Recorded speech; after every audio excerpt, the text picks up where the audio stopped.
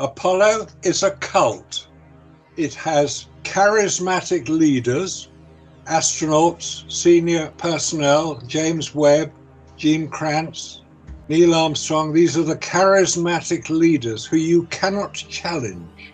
It has holy relics scattered around, rockets, lunar modules, spacesuits in museums. We can go to worship them in the museums.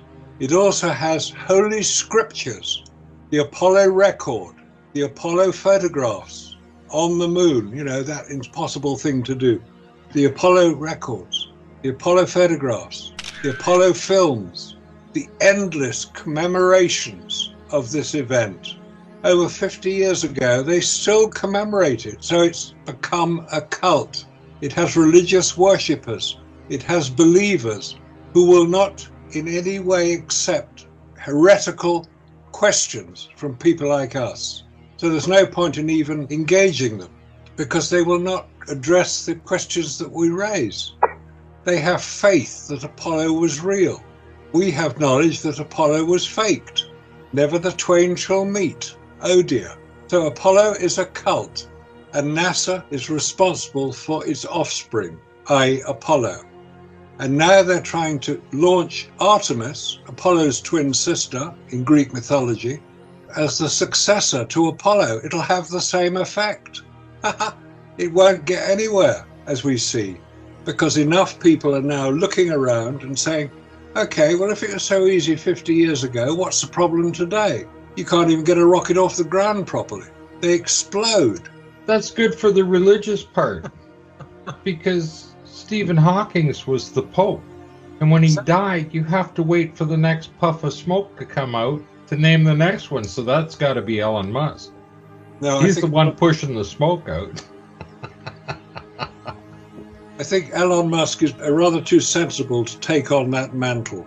We shall see. There will be somebody come along who will inherit the aura of Neil Armstrong, Buzz Aldrin, Michael Collins, all the other astronauts who are worshipped. They go around the world expanding on their ideas of what happened on the moon. Thousands of people listen to them. Presidents, princes, popes, potentates, kings, queens, prime ministers. They all worship at the feet of these people. You see, they've been found out, and we are the heretics of Apollo. We are the people who say, no, it didn't happen that way. You lied to us. You created fraud, fiction, fabrication, and you should be called out for it. And they are being called out for it.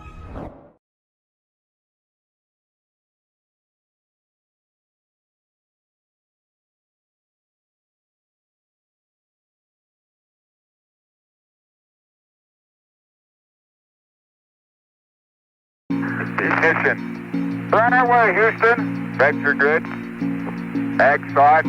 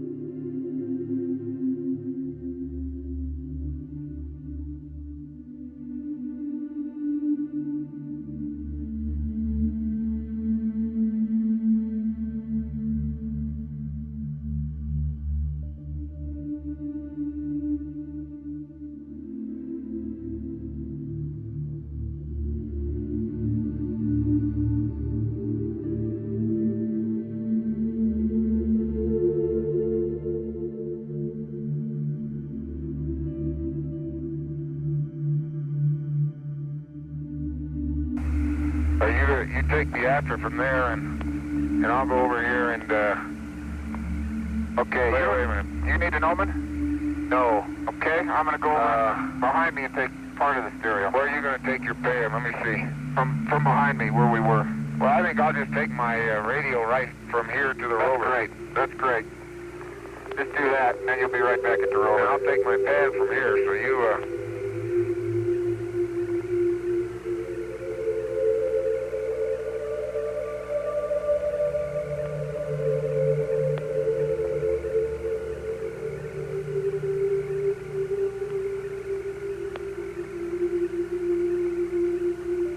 Man, there's about 4 or 5 different modes of travel out here.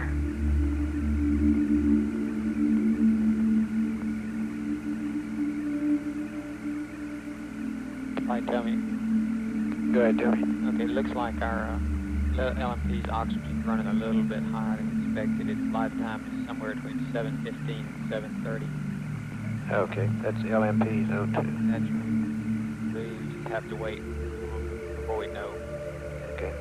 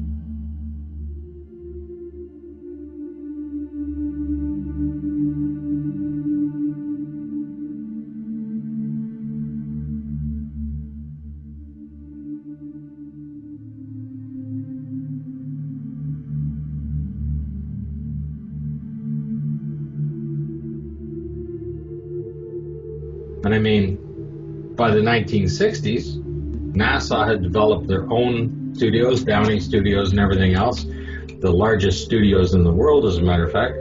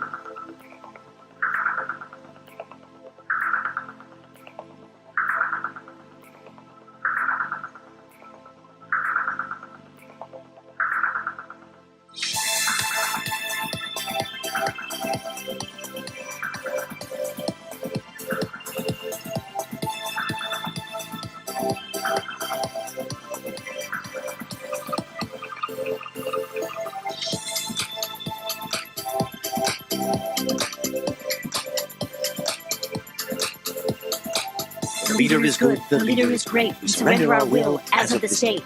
The leader is good. The leader is great. We surrender our will as of the state.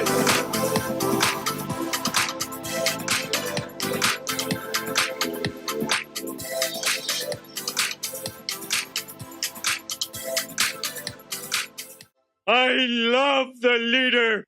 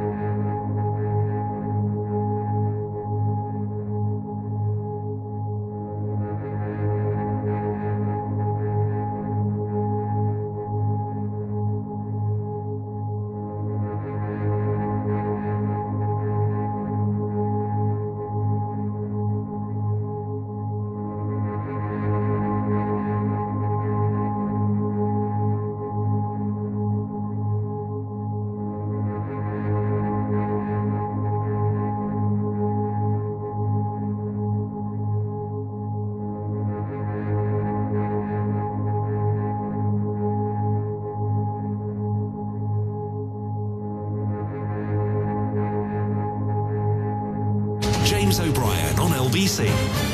It is 12:34. You're listening to James O'Brien on LBC. I nearly wrote a book about trolls once. I can't remember whether I ever told you this. I was approached some years ago to do it when there was still a sort of novelty value attached to people who seem to spend their entire lives on social media, desperately trying to attract the attention or get under the skin of people that they were unlikely ever to meet in real life. And it started off being weird, and then it became slightly troubling, and then it became funny, and then it, just as things often do, became a little bit meh. You just sort of had a curious mixture of, God, these poor old souls, and then possibly a sense of relief that every minute they spent trying to insult you online, they weren't actually inflicting their vile personalities on their family.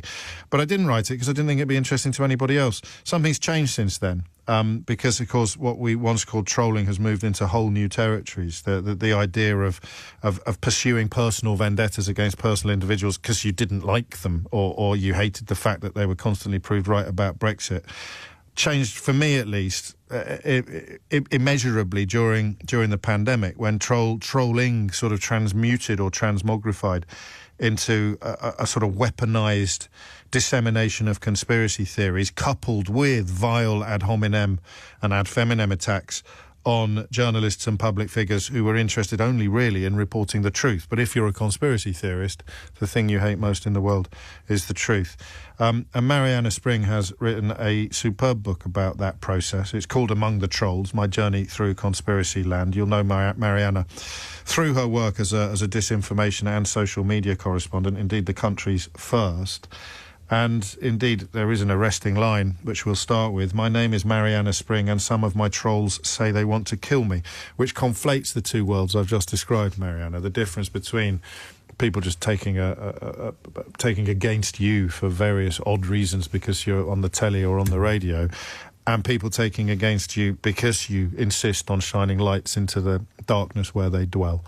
Yeah, I think, I investigate a very particular social media world, one that is infected with disinformation, hate, conspiracy theories, and I look at polarisation and algorithms too. And lots of that has made me very much a kind of lightning rod for a certain type of committed, I often refer to them as conspiracy theory activists almost. Part of targeting me is part of pushing a particular narrative or attempting to kind of undermine me and the journalism I do. And in the book, I spend a lot of my time going out and meeting all kinds of different people who have become caught up in this, whether it's the people harmed or the trolls themselves, the conspiracy theorists, and also obviously holding the social media companies to account, because that's what this is sort of all about. Where did your interest begin on a personal level? Because presumably it was before it kicked in on a professional level. It was. I was at university in 2016 when the US an eye roll the US election was happening, and it was at that time there were loads of allegations about foreign influence operations, Russia, and I became really interested in particularly the way that social media can affect our democratic processes, or how social media affects, I think, the fabric of our society. And the journalism I do, I hope, goes kind of beyond tech journalism in that traditional way, but actually looking at the kind of sociology of this all, like how does it affect the way our world works. And so when I started, around the time I started doing this job, we had, the 2019 election. We obviously had the pandemic, which resulted in this huge proliferation of conspiracy theories and disinformation. And so for me, I think it really started there. I thought, oh, hang on a second, this thing I've grown up with is now affecting the fabric of our societies, really. We did something during lockdown that I thought we probably learned from you, actually, which was I didn't want to open up the phone lines to people telling me that Bill Gates was trying to inject a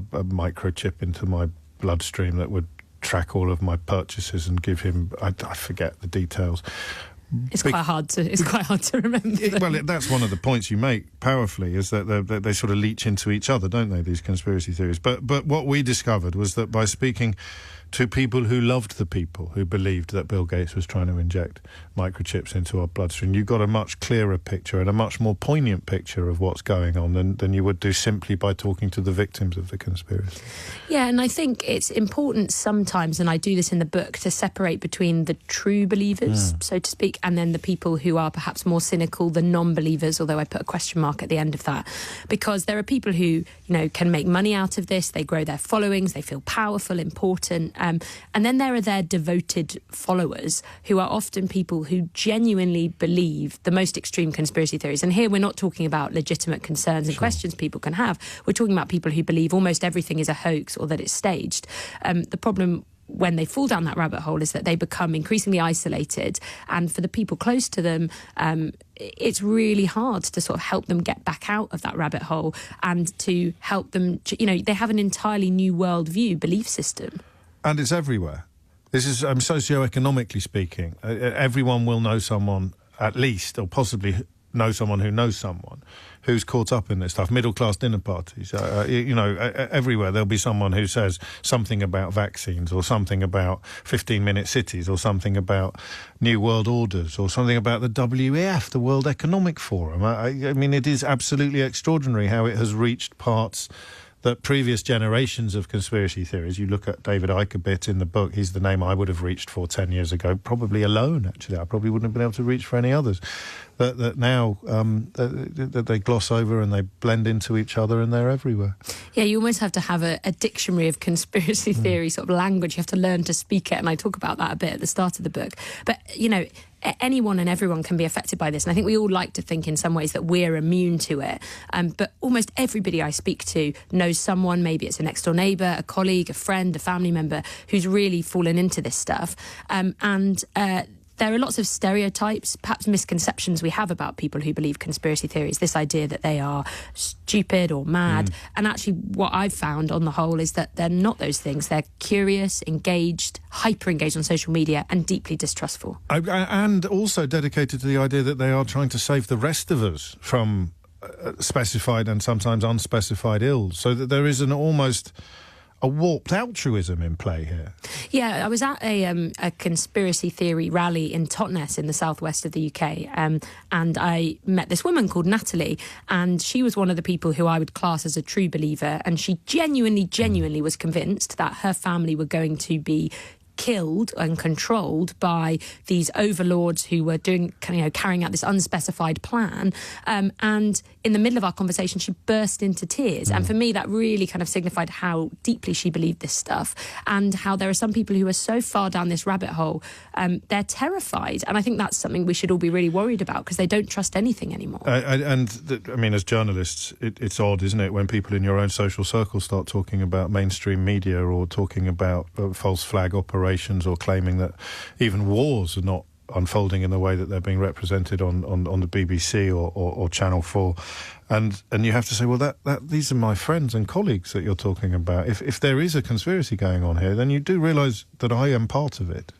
And they kind of don't know where to go on that point. That's what's difficult, is often, when you present people with the evidence, if you turn around and say, well, I know this person, they've been there, they've seen it with their own eyes, this is true. That doesn't convince them, and they move on to saying something else. And that's why I often focus on that question of why rather than what. I think sometimes when you get kind of caught up in the what someone believes, you don't really get very far. Whereas if you start to quiz why they have become so distrustful, often legitimate concerns, fears, they feel let down, they feel as though they just can't trust anything anymore. That's when you start to be able to uncover, I think, a lot more about how this all works and the way social media is affecting them as well. And this is where you're particularly powerful on the threat that this poses to democracy itself, because an uninformed vote is not really a proper vote at all, or a misinformed vote, or a vote born of conspiracy theory is a threat to what we understand democracy to mean. Yeah, a lot of the people I meet who are very deep into what I call conspiracy land in the book are people who almost position themselves totally outside of the political system. They feel very politically homeless, and they just do not trust or believe in the system. And there's one point where I'm talking to the editor of a conspiracy theory newspaper, and he says to me, wouldn't it be great if we just kind of got rid of all of the institutions and everything, and we just sort of cracked on and did our own thing? And I said, well, that's kind of like the systems we Yes. rely on. And there are, absolutely, people raise legitimate examples of corruption, wrongdoing, bad stuff that happens. But if people no longer believe or trust in the systems that we rely on for society to work, we're in quite a tricky place. Do you have a magic bullet? A lot of people listening will be wondering what to do if you encounter someone, because you mentioned presenting Natalie with lots and lots of evidence, and you will either burst into tears, move along, or I suppose in the worst case scenario, sort of attack you, which, I mean, you detail the statistics of the social media posts targeting you personally, you specifically in the book, and it's chilling. Even by my standards, these numbers are extraordinary. But do you have a get out of jail free card? Do you have something you do to move the conversation to healthier places? I think there isn't necessarily a super straightforward solution. I think there is some really good advice that I've kind of gathered from speaking to people who've managed to leave these conspiracy theory movements, also from experts, psychologists, and all of them say, don't give up, keep having those conversations, be patient, ask that question of why, try and identify the legitimate concerns, always untangle them, yes. And that can often help. And I think, why do they want to kill your children? Why do they want to take over the world? Why does Bill Gates want to track? What are you worried about? Why do they want to do it? Cui bono? Yeah, and I think often, people they believe kind of huge levels of competence, that so many people are in on these plans and plots, that there are no whistleblowers, all of these things that just would be incredibly hard, superhuman to pull off, and that are far beyond real examples of bad stuff that happens. So I think just by engaging in those conversations and not giving up, and it's why I keep doing the journalism I do, because I think it's so important that we don't just dismiss this stuff, but actually we take it seriously and apply the same investigative approach we have to journalism for years to other areas to this. What was the most unpleasant character, going by record, that you sought to get a face-to-face with while doing the book? Or potentially dangerous. I mean, I don't ignore my adjectives. Yeah, there's a couple. I mean, in the chapter where I talk about the people who are actually spreading this stuff, there are a couple of encounters. One with a conspiracy theory newspaper editor who I agreed could interview me as well, because I'm really happy for people to ask me questions. And that was an almost 4-hour long interview back and forth, and that was very revealing, I think, more so in just like how the dynamics played out than necessarily what was said. There's also a conspiracy theorist who has tracked down Manchester Arena survivors of the bombing. Yes, this is terrible. Yeah, and I confronted him at a market stall he ran, where he later admitted to having spied on one of the survivors who has been left severely disabled after the attack, a young woman, but refused to answer any of my questions. And that, I was really struck by, for me, it felt like the first time this person had ever been confronted with the reality and the harm of what he'd done. And I think that's important here. This book, I hope, is me going out and investigating on behalf of members of the public who have had horrible things happen to them on social media, conspiracy theories, hate, really, really nasty stuff. And they feel as though no one's listening to them. Social media companies, policymakers, and, without reporters doing the work I do, I don't think anyone would know necessarily what's happening to them. A word, if you would, to move into shallower waters on the Kate Middleton photograph that's doing the rounds at the moment, could almost have been timed to perfection for the publication of Among the Trolls, My Journey Through Conspiracy Land, because some of the conspiracies, and I don't even look for them, but they've managed to cross my desk, are quite extraordinary. Is this a good example of some of the trends you describe in the book? It really is. Yeah. And I think there's a blueprint here that I've become really used to, but actually seeing it play out in a different context is important, which is there's, a perceived vacuum of information. People knew that the Princess of Wales wasn't going to be seen in public, but still they've got questions, genuine questions about what's going on. They want details. People then start posting. They want to know more. They pour, they analyse every single thing that comes their way. Then there is this actual example of an edited photograph. It further fuels the really extreme conspiracy theories. If they can do that, then they must be doing that. The amateur sleuths are on it. I'm sure lots of people have seen the videos of people unpicking every single thing. It does have an impact as well. I mean, some of the content is very satirical, but some of it is, it's about trust in again here, the sort of royal family, and there's real people at the centre of this as well, and they're kind of at the heart of this storm. So it's, I feel like my trolls would like to say, maybe I've secretly edited the photograph. That'd be nice. That'd be great publicity. Book, but that's not the case. A few texts. You in the mood for this? Oh, yeah, OK, go Ready? for it. You could probably end them if I give you the... SAS Andy tells us there's no such thing as COVID vaccines.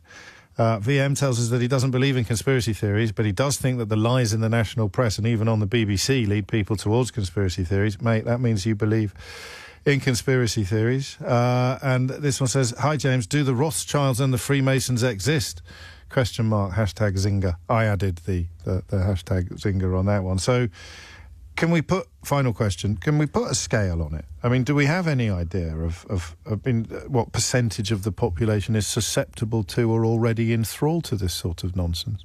It's quite hard to quantify in that way. And I think it's fair to say, certainly from the journalism I've done and the kind of first-hand encounters, that there's it's very much a minority of people who really believe this stuff, but it's a committed minority. And most people won't be totally deep down the rabbit hole, as we call it, kind of into conspiracy theories, to the point where they genuinely believe terror attacks have been staged or wars have been staged or that the pandemic never really happened. But a lot of us, I think, can be vulnerable to anything that plays into our existing biases and views, particularly because of how social media works, right? We're constantly recommended stuff that we probably agree with or will react to. And I think that the most important thing for all of us, particularly in this massive election here, is to be able to step back and say, oh, hang on a second, why am I being recommended this? What is it doing? And I think as well, and I say this a lot, but thinking about social media and the impact it has, last year, not a single social media boss, exec, anybody would do an interview with me. Really? Social media companies are, in my view, as powerful, if not more powerful, than many governments. They are. If a cabinet minister wasn't doing interviews, we'd be kind of outraged. And so I think that we should all be thinking about, the conspiracy theorists who target me would like to say that I'm, a mouthpiece for X, Y, or Z, when actually I'm trying to hold to account some of the biggest and most powerful companies and very rich companies that are affecting how all of us live our lives. Unaccountability. Mariana Spring, actually, Dave just wants to know quickly, are you aware of the one that says that spectacles, as in glasses, are a sham because you can heal your own eyes? I'm not actually aware of that one. You see, there you go. There you go. Quick heads up from Dave. Among the Trolls, My Journey Through Conspiracy Land by Mariana Spring is out now. And as you can tell just from that brief exchange, it's absolutely extraordinary and something which, simply by dint of listening to a radio programme like this, you will already have demonstrated a particular interest in. Mariana, good luck with the book. Many thanks for your time.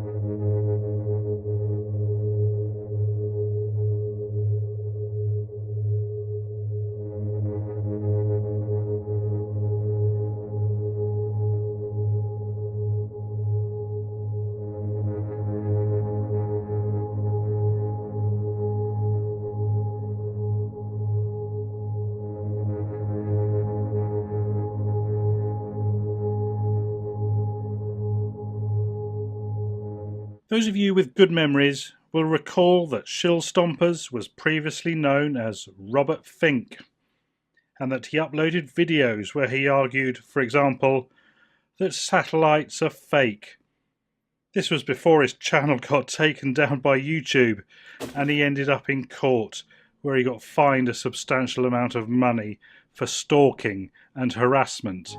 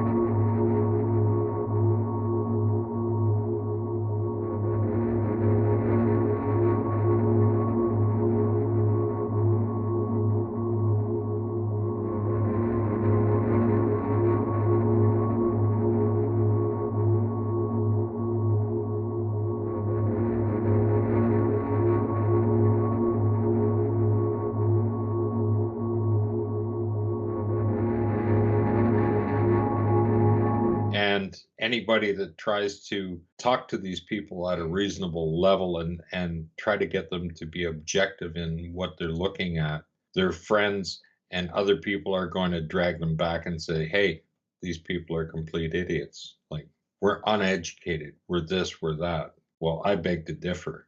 I look at it the other way around. I agree with you, because if you put two pictures together and you're showing plasma around a craft and you're showing plasma in the Van Allen belt. That's just the northern lights.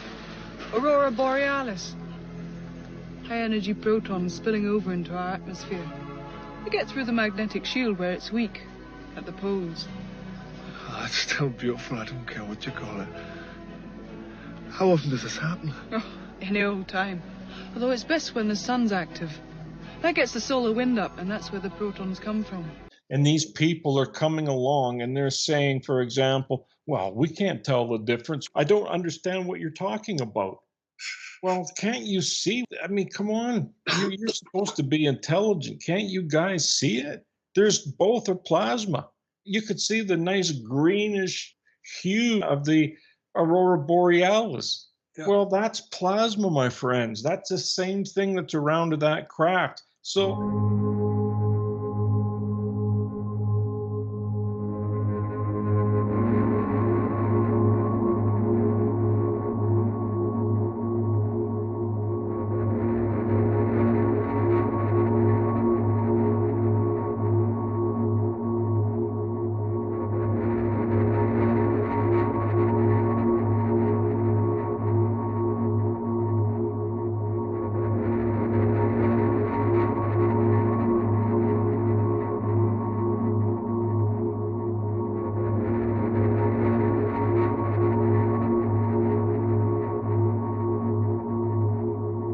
radio waves at that frequency of 2 gigahertz is not going to be able to push through that craft when that plasma field is around it.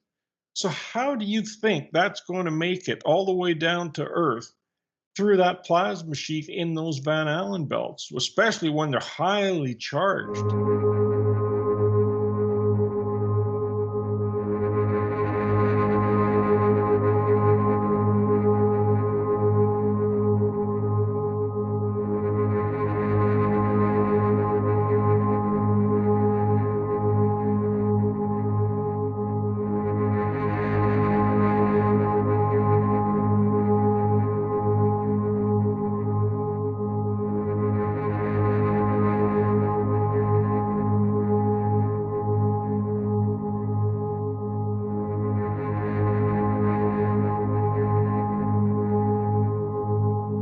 And it doesn't matter how many watts you're talking about. It disrupts the signal. No, but you see, if you start asking questions like that, you'll then have to ask other questions, and you go on doing that, and you find that you were taught the wrong subjects. You were taught the wrong things. Therefore, you'll start to question more and more, and that can't be allowed.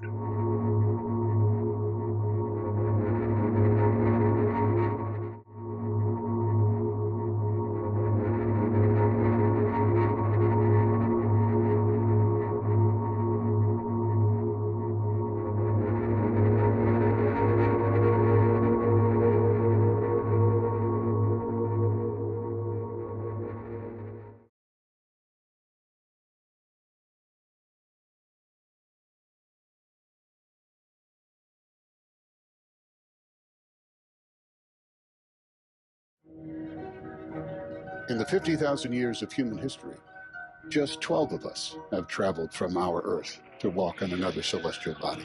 40 seconds away from the Apollo 11 liftoff. 5, 4, 3, 2, 1.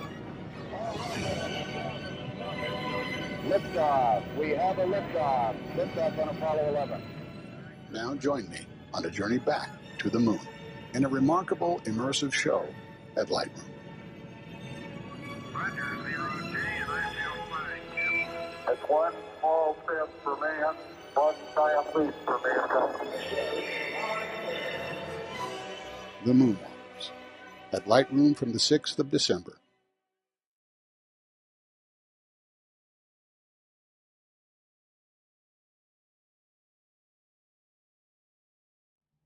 Those of you with good memories will recall that Shill Stompers was previously known as Robert Fink, and that he uploaded videos where he argued, for example, that satellites are fake. This was before his channel got taken down by YouTube, and he ended up in court, where he got fined a substantial amount of money for stalking and harassment.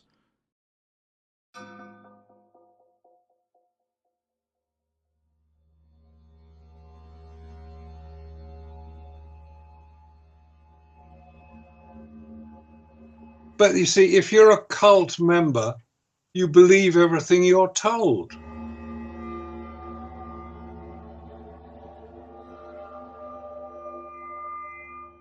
You never question it, because if you question it, you're a heretic, you get chucked out.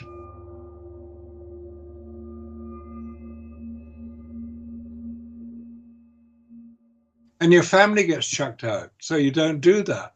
That's how cults operate.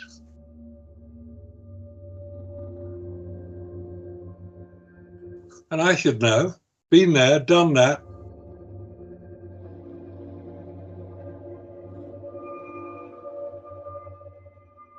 And you'd never want to go back to it.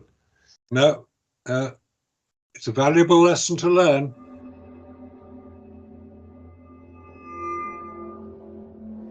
So that's why I can recognize cults and cult members and leaders and holy relics and the influence that is pressed.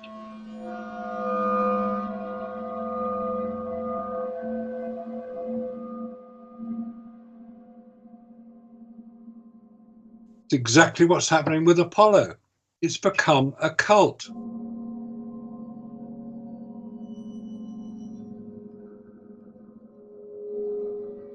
Well, how you keep a cult alive is you take the children at a very young age, early school age, and you start implanting these ideas, these concepts in.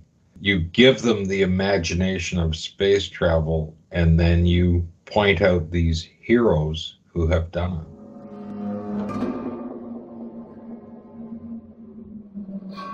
That's how you do it. And they have no reason not to believe you, especially if you are considered an educator, you have a degree in something, or you are a person of authority.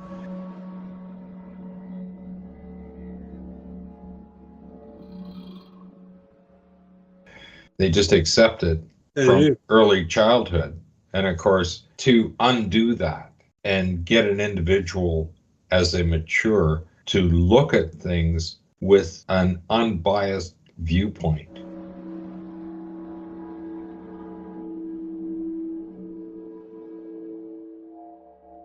Look at the possibilities of it and do it objectively is a completely different thing once they have been programmed. We were programmed the same way.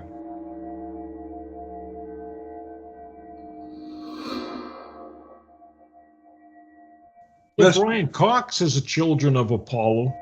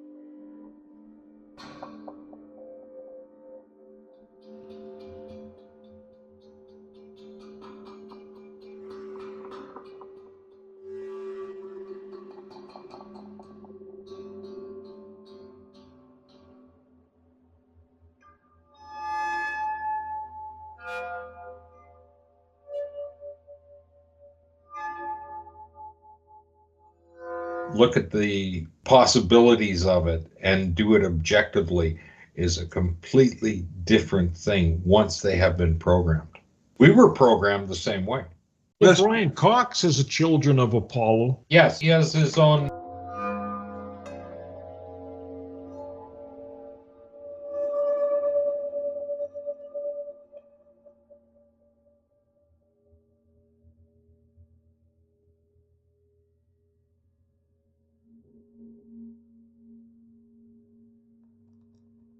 His own children's center called Children of Apollo.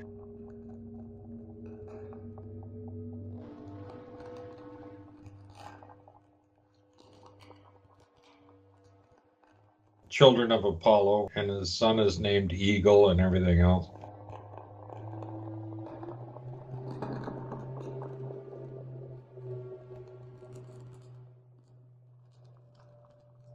And his son is named Eagle and everything else. God almighty.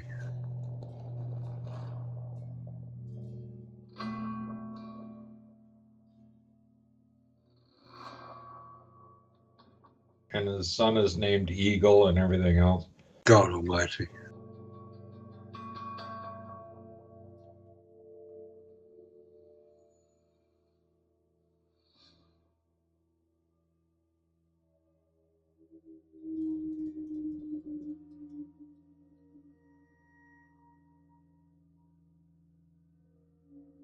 God almighty.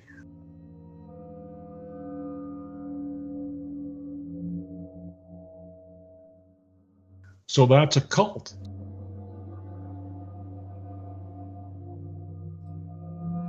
God almighty. So that's a cult. Those are cult members.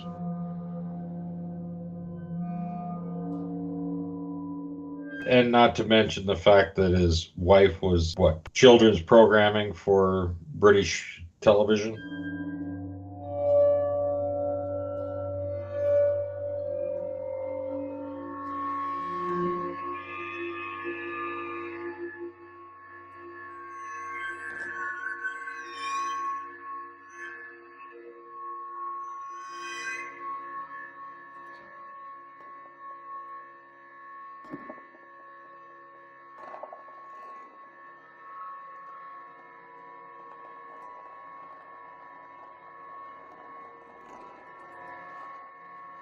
And not to mention the fact that his wife was, what, children's programming for British television? That's right, yeah.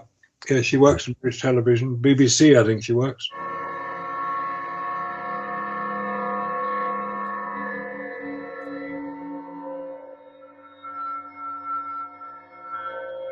That's right, yeah. Yeah, she works in British television. BBC, I think she works. See, right out in the open, you've got all these things going on which are so similar to cults we know about, cults which we've seen.